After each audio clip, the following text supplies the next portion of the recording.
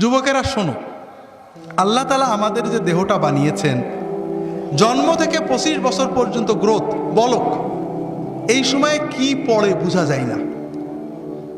আর এই সময়ে যে ফুর্তি আনন্দ, এটা কোনো আনন্দ না, এটা অস্থিরতা।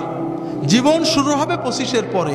যদি 30 থেকে মৃত্যু পর্যন্ত জীবন পেতে চাও, মৃত্যু নয় জীবন, জীবন মৃত নয়, সত্যিকারের জীবন, যে জীবনে ফুর্তি থাকবে, কর্ম থাকবে, শান্তি থাকবে, এই রকম জীবন পেতে চাও, তাহলে আমার কথাটা একটু মন দিয়ে শোনো।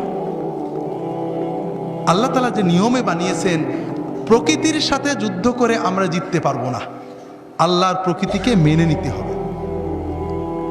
আল্লাহ তাআলা আমাদের সৃষ্টি করেছেন, প্রতিদিন 6-7 ঘন্টা তুমি ঘুমাবে, গভীর ঘুম, 1-2 ঘন্টা খেলবে, কঠিন পরিশ্রম, তোমার শরীর ঘেমে রক্ত টকবক করে বেরেনে যাবে।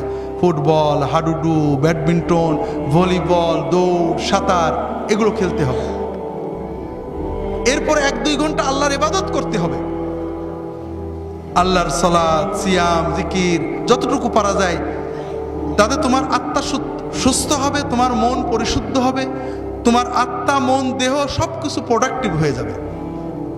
এরপরে তুমি 4-5 ঘন্টা তোমার 25-এর পরের জন্য কর্ম বা শিক্ষা নেবে। এইভাবে যদি তুমি চলো, তাহলে তোমার জীবন গতিশীল হবে, তোমার জীবন ইনশাআল্লাহ মৃত্যু পর্যন্ত সচল থাকবে। কিন্তু তুমি এখন খেলাধুলো বন্ধ হয়ে গেছে, সারাদিন মোবাইল, ইলেকট্রনিক মিডিয়া, আর খাওয়া তো কি খাচ্ছি আমরা দেখছি। ইউরোপ আমেরিকার লোকেরা কিছু সুস্থ থাকে, ঠান্ডার কারণে ওরা দৌড়াতে হয়, পরিশ্রম করে, আমরা গরমের কারণে ওইটাও করি না।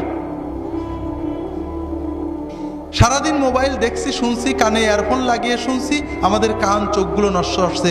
রাতে জেগে জেগে মোবাইল করছি, কথা বলছি, আমাদের ব্রেনটা ক্রেজি হয়ে যাচ্ছে, আমরা বুঝতে পারছি না, তবে আমাদের লেখাপড়া নষ্ট হচ্ছে। কিন্তু সবচেয়ে বড় ক্ষতি হলো অশ্লীলতা, ছবিতে অশ্লীলতা, গানে অশ্লীলতা, সিনেমায় অশ্লীলতা। এই যে কিছুদিন আগে কিং খান গান গেয়ে গেলেন, অশ্লীলতা ছিল না? কিছু মানুষ কোটি কোটি টাকা কামাই করেছেন, করছেন এই সব অনুষ্ঠান, কিন্তু আমাদের যুবকদের কি হচ্ছে, অস্বীকার করার উপায় নেই। তাদের ভিতরে অস্থিরতা জন্ম নেয়, তাদের মনে হয় আমি আরও দেখি, টিভিতে বন্ধ হয়ে গেল, দেখি পাশের বাড়ির মেয়ের সাথে দেখা যায় কিনা, এইটা করা ওর অস্থিরতা। ওর পড়তে মন চায় না, ওর মোবাইল করতে মন চায়, ওর মনে হয় গল্প করি, এরপরে ও পাপের পথে চলে যায়, এরপরে হিরোইন ধরে, এরপরে ইয়াবা ধরে, এরপরে লেখাপড়া নষ্ট হয়ে যায়, ওর 25 হতে হতে ওর জীবনটা ক্ষতিগ্রস্ত হয়ে যায়, এর পরের জীবন মৃত হয়ে যায়, বাঁচতেও পারে না, মরতেও পারে না, ও হিরোইন গ্রহণ করে, মাদক গ্রহণ করে, এইভাবে সমাজটা আস্তে আস্তে ধ্বংস হয়ে যাচ্ছে। ঠিক না ভাই?